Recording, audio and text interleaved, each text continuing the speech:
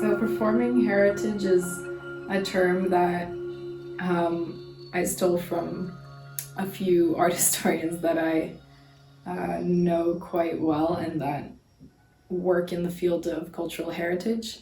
And my grandfather, who's depicted on this in this scene, he was actually a cultural worker, and he worked with cultural monuments of heritage. And so I think that this entire conversation, especially in the Western Balkans, is a really intimidating conversation to have.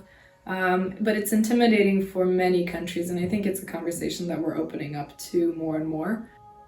But it's also so intimate. It's also something that it's fundamentally, an emotional connection to the past. And it's fundamentally this attempt to save the past from its own demise and from forgetfulness. We have specific foods and specific glassware, specific plates, specific metalware that we use when we're eating, and specific flowers that sit on the table in a specific vase.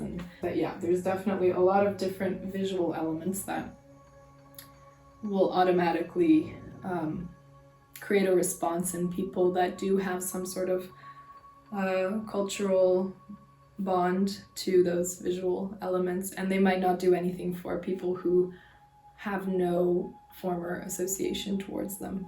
And you, as the audience member, when you're walking by it, or if you have an interaction with a piece like this, you can feel the alienation of it, even if it is a very social setting that's being depicted. But it's a very intimate gathering for families where they invite their friends. It's the celebration of a family's patron saint. Cultures aren't necessarily limited to nations, though, or ethnicities, or just your immediate surroundings. I think that cultures go much more intimately than that, and that's something that I explore quite frequently in my artwork. I like to look at the boundaries between individuals and where their cultural understanding kind of overlaps and where it might not be the same at all. And that's why I do tend to use diagramming or visualization of these theories that come up. And that's specifically because, coming from a multicultural background, you are privy to firsthand the nuances that you just can't get across verbally at all. And they might exist visually, they might exist in sounds, they might exist in smells, they might exist in